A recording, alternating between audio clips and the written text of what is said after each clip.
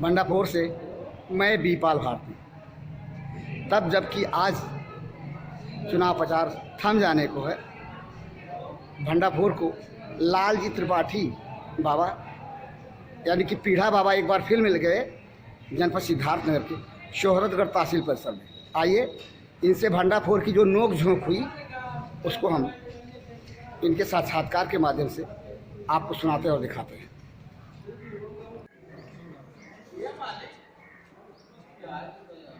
आपके पीछे लिखा हुआ है एक वोट एक सोच।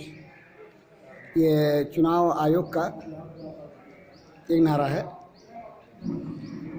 आपकी भी सोच है, अपनी सोच है। जैसा आपने सोचा था उसको आपने भंडापुर से अपने उद्गार बताया भी था। आपके सोच के मुताबिक पार्टी ने आपके साथ निर्णय नहीं लिया, यह बात अलग है। अब तो मात्र एक दिन रह गया, चुनाव प्रचार आज ही समाप्त हो जाएगा विधानसभा का। जो स्थितियां हैं खासकर जनपद सिद्धार्थनगर के शोहरतगढ़ विधानसभा क्षेत्र की,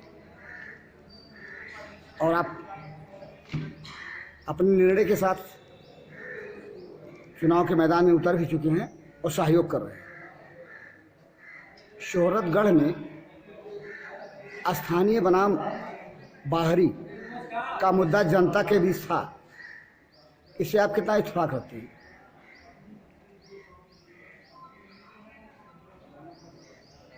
बोले, इससे आप कितना इत्तेफाक रखते हैं?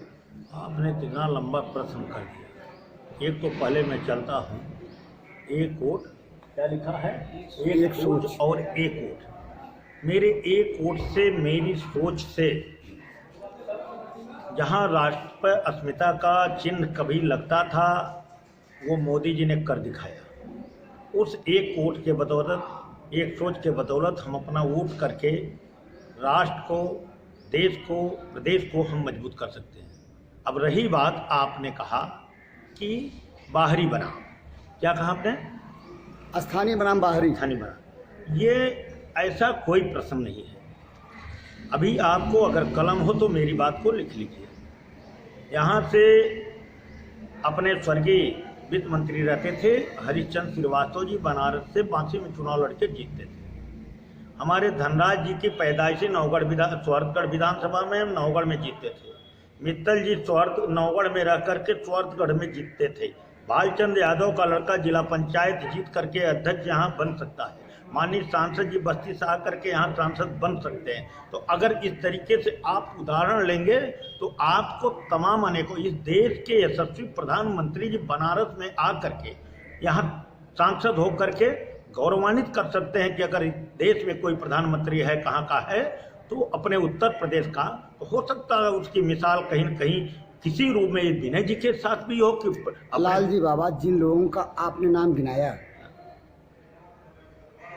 चाहे मोदी जी हो, चाहे ये आपके मित्तल जी हो या अन्य लोग, उन लोगों ने जिस जगह लड़ाई लड़ी, जिस जगह से, वहाँ के क्षेत्र की जनता में रम गए थे, रच बस गए थे। क्षेत्र की जनता उनको चुनाव लड़ने से पहले उनकी सेवाओं के आधार पर पहचान चुकी थी।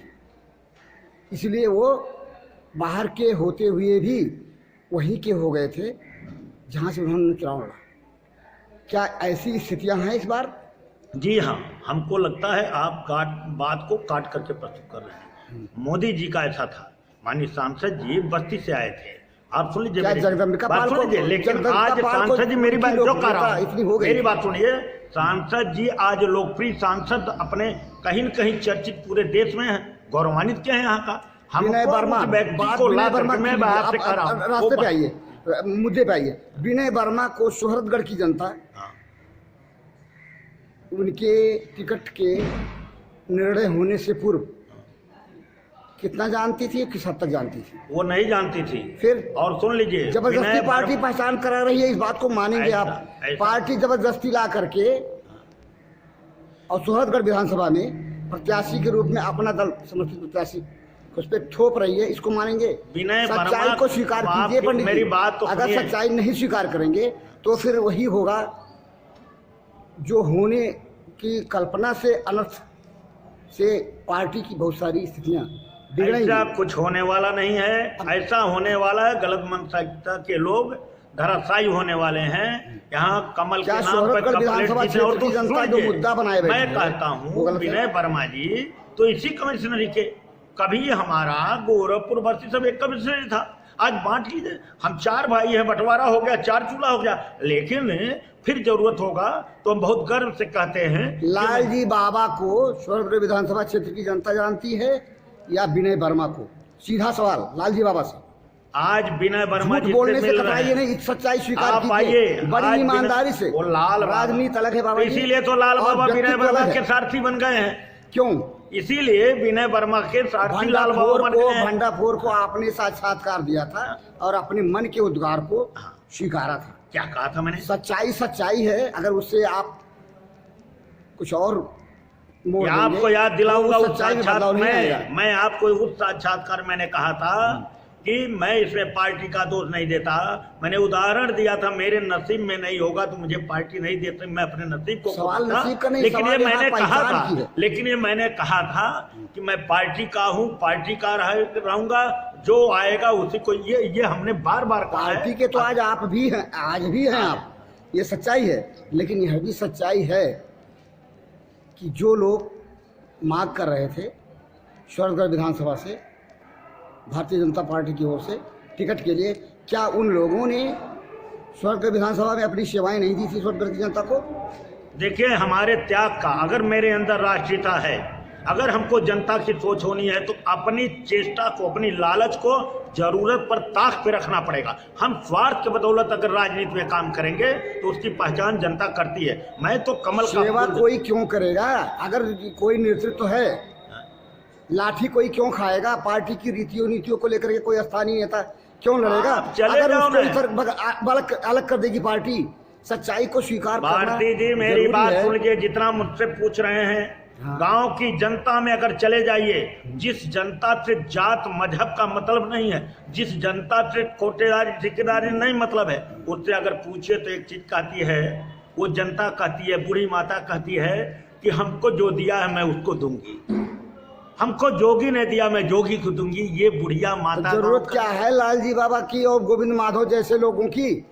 मोदी जी और योगी जी अगर पूरी आपकी तरह बात को खादी मैं में मान लूं, इतर- अगर इतर नहीं करके- हो गया, आपकी मेरी चेष्टा इतनी हो, मैं राष्ट्रीयता से भटक जाऊं, मुझे टिकट न मिले तो मैं पार्टी अपने घर को लाभ लगा दूं। मैं बात सुन लीजिए, यह सवाल अलग है। ये भारत माँ जब अंग्रेजों से गुलाम थी, देश के नौजवानों ने भारत माँ की जय कहते हुए मुक्ति कराने के लिए, अंग्रेजों चुंगल छुड़ाने के लिए अपने आप के प्राणों की आहुति दे दी। वो उनका बलिदान हम व्यर्थ कर देंगे क्या? आज उनके सम्मान को बढ़ाने कोई काम करती तो भारतीय जनता पार्टी करती है। हम अपने निहित स्वार्थ में टिकट हमें नहीं मिला इसलिए हम पार्टी को खपा दे।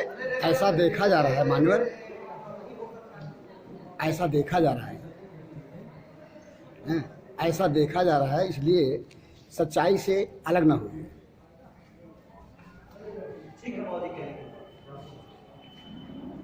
थोड़ा आपका ध्यान बढ़ गया। हाँ,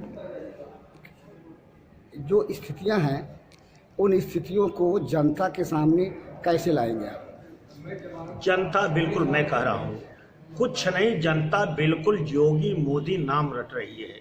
आप जनता में जाएंगे, आज जनता न विनय देख रही न लाल बाबा दे फलाने, वो सीधे कहती है जो मेरे लिए किया है मैं उसके लिए करूँगी। विनय का, केवल विनय हमारे वर्मा का काम इतना है कि उनको जाके विनती, नाम भी विनय है, काम भी वो करते हैं, जाते हैं पैर पे करते हैं। शायद ऐसा कोई कैंडिडेट होगा कि जो विधानसभा में लड़ने वाला पैर, चाहे वो जिस कास्ट का हो, चाहे वो नौजवान हो, जो कोई उसका आशीर्वाद लेते, वो विनती करते हैं। उनका काम केवल है जाके बताओ कि मोदी और योगी जी का निशान अब की बार मेरे विधानसभा में कमल फूल की जगह कप लेकर इतना कर ले जाएं। सबसे ज्यादा मैं आपसे कह रहा हूँ, आपको लगेगा कि कैसे चुनाव जीते हैं, उस दिन आप आइएगा। बात वक्त वक्त की है। हालात अपने तर्क को, जो लोग होते हैं तर्क देने वाले, वो बदल जाते हैं, लेकिन ये सच्चाई है कि स्थानीय नेतृत्व को इग्नोर करके पार्टियां अपने भविष्य को एक लाइन सुरक्षित फिर पा मैं और रही बता हैं। दूंगा, मत रोकिए। ऐसा नहीं लगता, भाग्य कुछ और कहना से चाह रहे पहले हैं। नहीं, भाग्य से ज्यादा और समय से पहले मिलने वाला नहीं है। ऐसा व्यक्ति जो लालच करके राजनीति समाज सेवा करेगा वो सफल नहीं हो सकता। बाबा उसको जी, छोड़ एक अपना कर्म करना यहाँ चाहिए। भाग्य की बात नहीं है, यहाँ कर्म के द्वारा जो कर्म किया है, जो सेवा किया है, उसको उपेक्षित नहीं किए जाने का है। लाल जी कम पहचान पार्टी ने मेरी थी। मेरी बात सुनिए, गोविंद माधव लाल जी बाबा इस क्षेत्र की जनता के लिए पहले आएंगे और योगी जी, मोदी जी, कोई भी नेतृत्व बाद में आएगा। अगर आग लगेगी सूरजगढ़ में तो लाल जी बाबा पहले आएंगे, गोविंद माधव आएंगे। आप सुन लीजिए, सच्चाई को मानिए ना, इस सच्चाई को मानिए, सच्चाई को मानिए। ये एक व्यक्ति की पार्टी नहीं है। यहाँ हमारा हर बूथ पर 21 की टोली खड़ी है। तमाम हमारे कार्यकर्ता बूथ से लेकर सब काम 6 महीने पहले से हम चुनाव लड़ना है। चुनाव बीतने के बाद हम बैठने वाले नहीं, फिर हम खड़े होकर के चुनाव लड़ते हैं। मेरे पास जनता की सेवा करने वाली कमी है, बस उनको चाहिए, हमको चाहिए कि हम जनता के साथ खड़े रहें, हम पार्टी के साथ खड़े रहें। और लोग खड़े हैं, खड़ के उन्हीं की बदौलत आज है। कार्यकर्ता भी खड़ी है, जनता भी खड़ी है। अरे भ्रम की स्थिति जनता के बीच आप लोग रखेंगे, क्योंकि चुनाव जीतना है और ऐसी स्थिति में नेता लोग अपनी कहेंगे, जनता अपनी कहेगी और जनता निर्णय देगी। जनता निर्णय देगी। चुनाव में लड़ रहा हूँ, अब आ जाइए इस बात पे। मैं जा रहा हूँ, मैं कह रहा हूँ, थोड़े देर के मानो बिना कम लाल बाबा ज्यादा लड़ रहे हैं। चलिए, इस बात को आपके शब्दों में आप अपनी बात अपने तर्कों से साबित कर रहे हैं, लेकिन जनता निर्णय देगी, उसके हाथ में छोड़ दीजिए। जनता ये तो वस्तुस्थिति निर्णय लेगी, क्या है पहले निर्णय और ले जनता चुकी है। जनता के एक लाइन निर्णय कहती है को जनता, आपको भी सर्वोपरि मानना पड़ेगा और जनता के जनादेश जनता का निर्णय को मानना ही और सुन लीजिए, लोकतंत्र की जनता मन बना चुकी है। अरे जरा पूछिए ना, उस परिवार जिसके पास खाने के लिए नहीं था, वो सीधे कहती है, माता कहती है, बहुएं कहती है, बहु फला तारीख के चलो रसनमा मिली। जो व्यक्ति राशन खरीदता था उसको फ्री मिला, चना मिला, नमक मिला, रिफाइंड मिला। कब तक जिसके खाते में पैसा जा रहा, कब तक चुनाव के बाद आप भी रहेंगे और जनता भी रहेगी। मिठाई मैं आपको खिलाऊंगा। चलिए, वो जीत हार की बात अलग है, लेकिन शासन कितना जनता के लिए फ्री में राशन देगी यह तो वक्त बताएगा। पहले से कुछ कहना उचित नहीं है। इसी के साथ हम बहुत बहुत धन्यवाद आपको, बहुत बहुत धन्यवाद। भारत माता की जय।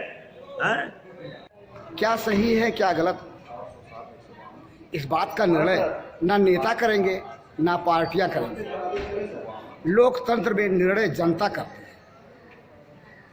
साक्षात्कार में लालजी बाबा ने जितनी गर्मजोशी से अपनी बात को रखा और भंडाफोर के प्रश्नों का ईमानदारी से उत्तर नहीं दिया, या तो 3 तारीख के बाद 10 मार्च को आने वाला निर्णय बताएगा कि लालजी बाबा अपने तर्क के द्वारा जो कुछ रखे भंडाफोर के सामने, वो कितना सत्य है, कितना यथार्थ है।